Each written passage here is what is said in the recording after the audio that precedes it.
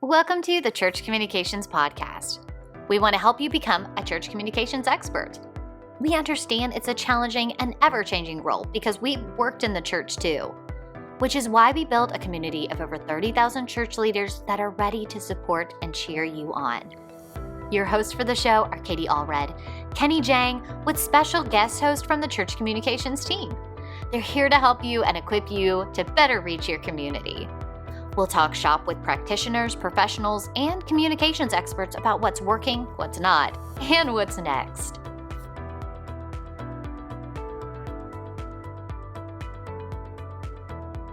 Welcome to the Church Communications Podcast. I'm Katie Allred, and I am so excited today to be joined by long-time member and also longtime friend, moderator of our group, Katrina McMillan. Thanks for joining us today. It's so great to be here with you, Katie. Yeah, we were just talking about it's been too long since we've talked and hung out, so this is really great. Yeah, I know physically we hadn't been in the same city since pre-COVID, at least. Yeah. For sure. When was the last time we saw each other? In Atlanta. Yeah, in Atlanta. 2019. Wow, yes. So it's been a hot minute. I know. There's so many people that I haven't seen in person, which is why I'm trying to get this conference going, because I just want to see people. I just want to see them in person, you know? Yes. That is, I think, one of the worst parts about COVID, quarantine, lockdown was not physically being around people. And I'm an introvert, so for me to miss it. I know, that's serious. Yeah. You know, it was rough. And I think I'm an ambivert. Like, I really do feel like I'm an extrovert most of the time, but like, I do love some quiet alone time. So I don't know, like I need to process things and I have to do that in like silence. Some people I feel you. Do you feel that? Like, I just love silence. Is that weird? No. It's a beautiful thing. It's just who I am. I work best in like complete silence, which is so terrible.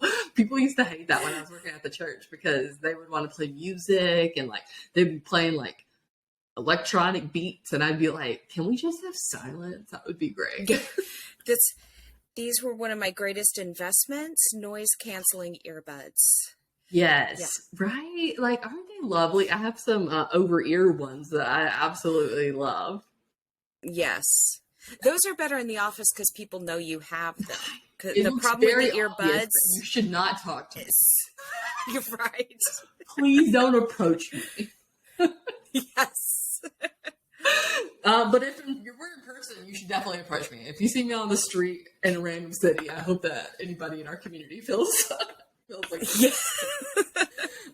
even if I had headphones in. But okay, so the first question I have for you is, how long have you been in our community?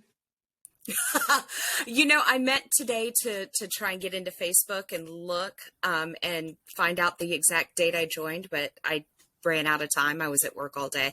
All I know is that when I joined, there were less than 200 people in the church communications group. At the very beginning. Yeah, I talked to somebody earlier today, and he was like, yeah, I think I joined when there was like less than 2,000. But just saying I joined when there was less than 200, then you really got to know me as a person. Yes. And it's been a joy. Thank you. That's my middle name is Joy, so I try to bring it whenever I can. You live up to it, girl. Thanks. I appreciate it. Yeah, it's especially in that first year, it was sporadic and random, but full of joy and just celebrating each other and asking good questions. And I feel like the group itself has changed quite a bit. Obviously, it's gone through a lot of iterations. And what I think about it now is we've reached our mega church stage. And that's okay. Like, every community goes through changes, but I always remember that sweet, church plant time that we had. Yeah. And I think, every group is so different, but I do remember that. And I think anyone who runs one of these kind of online communities can remember like the core group that like really started it. So thank you for being a part of that from the beginning. I have learned and grown so much from the group and from all the other people in the group. It has blessed my soul. And then I was just blown away when you invited me to be a moderator 2 years ago, I guess. Yeah. Just to get to contribute in that way has been awesome. I've loved it. Well, thank you for doing it more than anything, because we needed your expertise. A lot of lost sheep running around, so we needed it after. So I appreciate your help. Okay, so my next question is, what is your church comp story? So how did we get here? What church do you work at? Tell us about the journey. Okay, well, I am at Celebration Baptist Church in Tallahassee, Florida. I just this year celebrated my 21st anniversary on staff at the church. Yeah, 21 years. I have seniority over. A veteran. It's fine. Yeah. It's all the good Lord above. I do have seniority on our senior pastor, and I like to remind him of that occasionally. It's just fun to poke him. He's a great guy. The thing where, so I do this, I did this when my brother was dating girlfriends. I'd be like, I was here before you were, and I'll be here after you leave. Yes. And I've told him that's my goal. I can't say that, but yeah, you're right. I've told my senior pastor, that is my goal. You know, I was there about 5 years before he came on.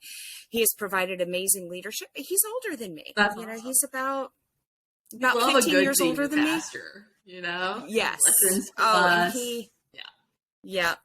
But yeah, my goal is to outlast him. Let him retire first, and then I'll retire after he's gone. But I started as first a teacher's aide in our preschool, and then got hired as the receptionist. And, I was hired as the receptionist because I had experience in web design. I had taught myself HTML in college. So you're a receptionist because you know web design. Yeah, that was one of the things they liked about me. They're like, you can help us keep it updated. But no. Sure. Yeah. Why not? Yeah. Well, this was in 2000. So there was no such thing as church communications yet. Man. Yeah. We're really taking it back. Beautiful time on the web though, right? Like it was so crazy.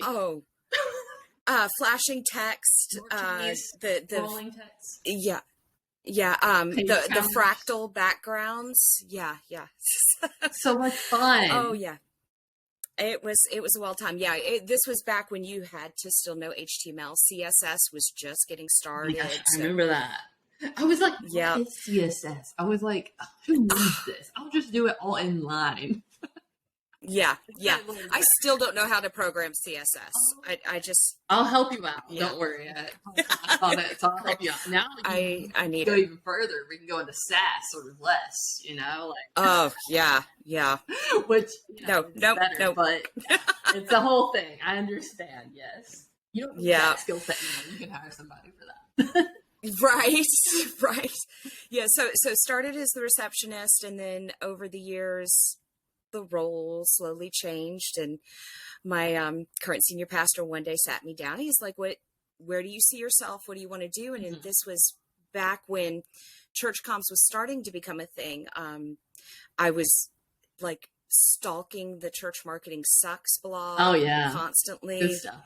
And I told him then, I was like, I'd love to move into just doing our communications. Of course. And they made that happen. And for about 10 or 12 years now, I've been the director of communications. Hey, that's awesome. So, yeah. Okay, cool. So do you have a team? How does your like department function? Is it just you? Are you the department, Katrina? I am the paid department. Well, no, I say that, but okay. So I report to our worship pastor, and then under him, it's myself and then our videographer. And she's got paid employees under her. She's got an assistant. She's got a production director.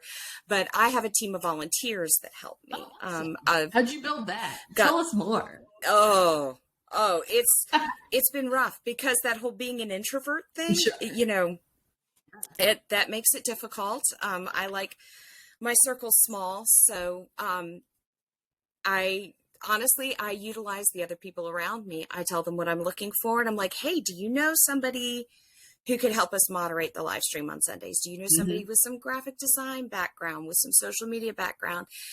They'll send me recommendations. I have the same way I do it every time. I email them first with, you know, we think you'd be great to help with this role. Yeah. Here's what it entails. Then I text them and say, hey, I sent you an email. Have you seen it yet? Of course. And then if they don't respond to my text, I'll approach them on Sunday or give them a phone call. But we all know how people feel about phone calls. It really is. Yeah. Yes. It's automated, but you are doing it, you know? Yeah. Yeah. And of course, I'm always looking to grow my team. I have someone, she's on maternity leave right now, but she would help me make quote graphics from the sermons on Sunday. And then I have somebody else that helps host our live stream, and I'm recruiting new moderators for our Sunday morning live stream. Right. Yeah. That was something that I struggled really hard with for years and still do a little bit. Giving away your leadership. Volunteer. Yes, because you worry, okay, if I give away this task, why are they paying me to be here? Yeah. If I get somebody that'll do that for free, why is the church going to keep Because me? you need to keep doing more stuff. You have other things to worry about. Exactly. More important things to worry about. It took me the longest time to realize, you know what, if I give away these things that will bring joy to those people to do. Those things to happen. Right. Yes. And then it frees me up. Yeah. And then it frees me up to expand our ministry, to go beyond, you know, if I'm not having to pick out the quotes to make a graphic for, I can do what I've started doing in the past few weeks, which is TikTok and Instagram Reels. You sound tired. I'm too old for this, Katie. You gotta find a person to delegate it to. Sounds like. Yes, and that's the goal. Yep. That's the goal. Find a nice college on student. Our college young professionals is going to be like, this is my jam. I have been built for this day. Yes. But I always feel like I need to learn it a little bit first. That's fair. Get into the groove of it. Yeah. And then tell them to join the group. Yes. Well, what killed me the other day, I was driving somewhere and I was mentally plotting our next TikTok, you know, what I was going to do VBS week and everything. Yeah. And it dawned on me that I hope to be doing this 20 years from now before I retire. And TikTok's not going to be around in 20 years. It's going to be 4 platforms away, and I'm going to have to learn all those platforms and tell them. Well, we have no idea. We have no idea what the Yes. So don't freak out too much yet. I feel like we go through good seasons. No. So we're like, you know, for a good 10, I think the last 10 years has been images, right? Like really compelling images. I feel like the next 10 years are going to be compelling video. But, you know, what will it be next? Is it going to be compelling voice notes? Is it going to be compelling AI? Is it going to be compelling VR? That's a good question. Yeah, we tried voice notes, didn't we? Wasn't that what Clubhouse was? What a fun time Clubhouse was. Like, I had a good season in Clubhouse, and I really enjoyed it. Yeah.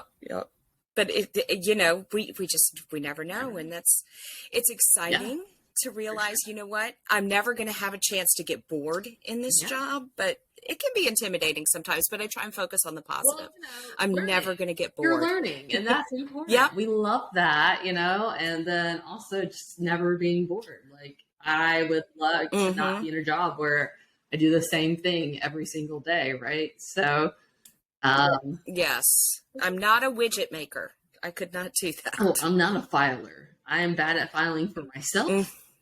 And I remember I got a work study job in college, and I was doing filing in the work study job. I was so miserable. I had never been more miserable in my life than I was when I was filing. And I said, God, thank God I'm not going to be like, an admin, because I just couldn't do it. It doesn't bring me joy. I know it brings some people great joy, and like I am there for them. Right. Yes. Because that's a much needed task. I need it. Please, someone come over here. Mm-hmm. So bad. It's so bad. That brings somebody great joy, though. It's not for me. And I love it for them. So yeah. Mm-hmm. Okay, so we went off track. Sorry. Okay, so yes. What does church communication mean to you today then? What does it? That's such a big question. It is, yeah. It's just vague enough. Yeah. To like, Yeah. Got any thoughts? What is it now? Yeah, right. Like, what was it then? Bulletin. Right? Then. So what was it in 2000? A bulletin? In 2000? Yeah, it was bulletin. It was inserts in the bulletin. Oh, I'm going to have PTSD flashbacks. Okay, we won't talk about it too much then.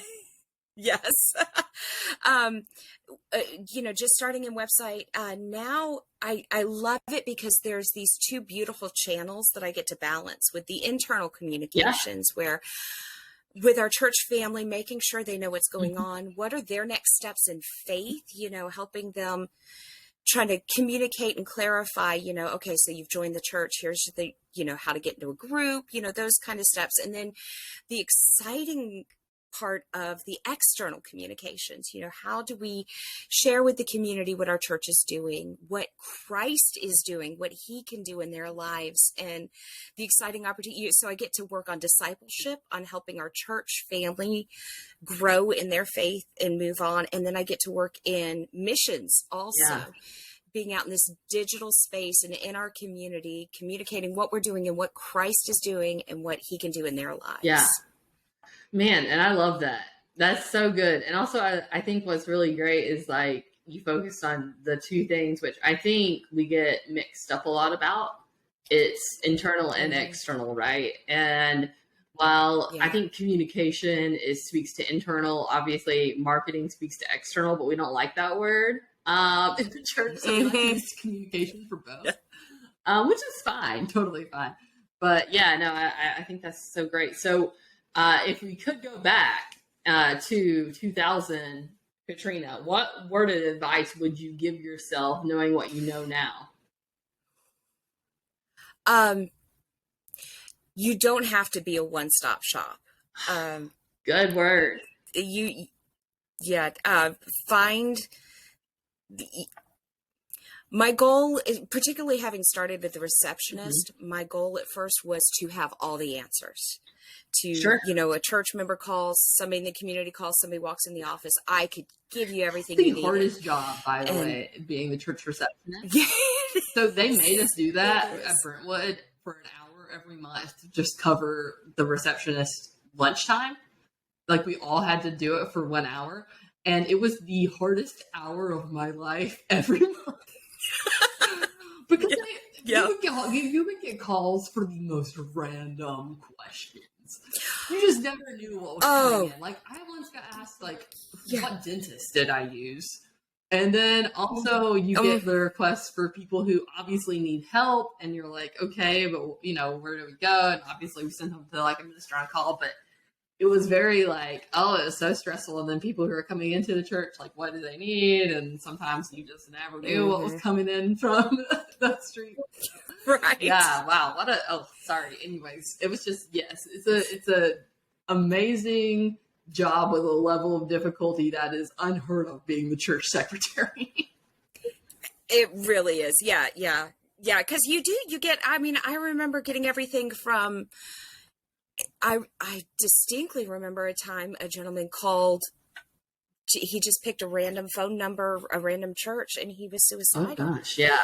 And as, a receptionist, I didn't even have a college degree, trying to get this man the help that he needed, and praise the Lord, our church was able to minister to him to help him through that difficult time and everything. But it took the whole church. I could not have handled that on my own. And it applies to those big things, but it also applies to the little things. You know what? I don't have to know what lunch on Tuesday at Vacation Bible School is going to be. It's okay to go ahead and just forward that phone call on to the person in charge of Vacation Bible School. And it applies, now, being just in communications, it's that recruit people, get others involved in it, get volunteers on board, get the rest of your staff on board. You know what? I don't need to be the one to design the brochure that's going to be handed out to 20 people. No one bit. Equip them. Yeah. Give them Canva, show them what the good fonts are, and let them loose, and just, learn to accept, maybe give them a branding guide, and learn to just take a deep breath when they use curls. That's what I was about to say. I was like, are they just using curls though the whole time? Like, if it's just a spreadsheet of curls, like. Oh, a spreadsheet of curls. Oh. Can you imagine a spreadsheet of this? Oh. I'm going to have nightmares about that now. I'm going to make one. Oh, God.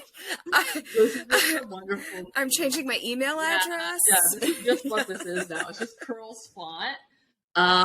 Actually, each column will be curls, papyrus, and Comic Sans. Oh, the trifecta. Oh, you got to throw Bleeding Cowboys in there though for that nice early 2000s. Bleeding Cowboys. We all did. Come on. Yeah. There was a Catholic church that contacted me. Said they needed a logo. I said, "Oh, well, it's right there in the name." Said, come on, Cowboy Church, Bleeding Cowboys. Cowboy Church. Done. Yeah. So I made that logo. I shipped it. And I don't know if they're still using it today, but God bless them. I hope they are. Oh gosh, yeah. No. Oh, thank you for taking me down memory lane with Bleeding Cowboys. Nobody needed to remember that font, but now I'm glad we did. I think it's a humbling remander of where we've come and where we're going. Yes. Yeah. I look at Adobe, I was on fonts.adobe.com today looking for stuff, and I'm like, I sit there and I wonder what's going to be the Bleeding Cowboys. What is our current generation's Bleeding Cowboys? Yeah. In 2030, what are we going to be laughing at us having used? Yeah. Well, the thing is, though, we've also gotten too simplified sometimes. Maybe it's too sans serif. I love Gotham, but come on, a little flipper curl. I do struggle with that. It's so funny. I watched a video on TikTok earlier today, and there was a thing that said how cities that are beautiful are cities that we consider to be very colorful, like Charleston. It's city or San Francisco, right? We think of the Victorian lady houses or whatever they're called, and we think about that, and they're beautiful because they're colorful, right? And if they were all the same color and they looked like a subdivision here in Middle Tennessee, we wouldn't think, let's visit those. Gotta take a picture of that. Right. Cookie cutter house. And so I do think about that sometimes now when I think about branding. We've simplified. So many brands have went from something that was very distinguishable and colorful to something that was very simplified. And I wonder if we're going to see in the next 20 years the reverse, right? We're trying to gain our color back. Yeah, we're in the 2020s. Let's go back to the 20s. Let's pull some Art Deco, some beautiful flourishes, some gorgeous patterns, but not curls and things. Yeah. But not curls. No. That's the opposite direction. I said beautiful flourishes. Not those. Yes. That's good. Okay, so what is your favorite channel to communicate with your church, your congregation, and then what's your favorite channel to communicate with your community? With the church is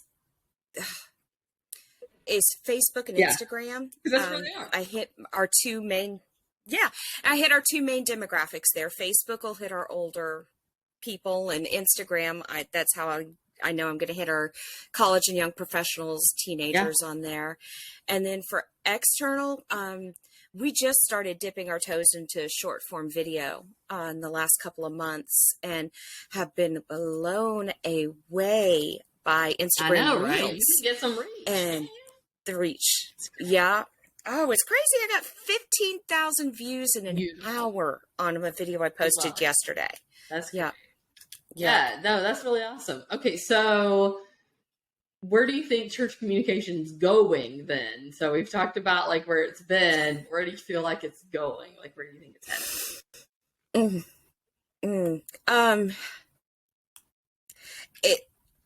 Virtual.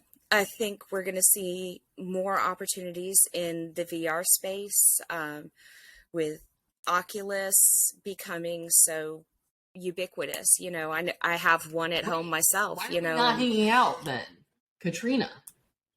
It's technically my son's. It belongs to my kids. Yeah. I need to pull it more. And then I know. Hang out. I see you posting. Yeah, I see you posting about hanging in Horizons and stuff, and I'm like, I need to go and do that. You, Barbara, we need to get we need to like all hang out in the metaverse. We could all like go skiing together or something. Because that ain't happening in real life. That's only virtual disc bodies. But in VR, I am an excellent skier. I have skills. Yes, but yeah, I think we're going to see a lot more virtual reality, augmented reality. I think there's so many cool opportunities for discipleship with that and learning Bible history and things. So excited to see where that goes. And then I think video in all its forms is going to continue to rule. So cool in VR. If there was a world where you could just walk into the Bible and just like experience the Bible, you know, be like, transport me to the lion's den. Yes. Me into like this story, and so I can experience it and see it, interact with those characters, and oh yeah, I was just reading the story of Hezekiah this morning, and imagine being able to be there and see the sun go up the 10 steps, showing that he was going to be healed and all. I mean, that'd be so many cool. good things. I mean, a lot more exciting. I think a lot more exciting than staring at my U-version app. It's immersive, right? Like you really become a part of it, which is so interesting. You can like form memory in the metaverse, and it's just a very interesting world. I agree. That's so cool. Okay, so now I just have some random questions that are just fun. And so I'm going to ask you this one, and I decided to change it specifically for you.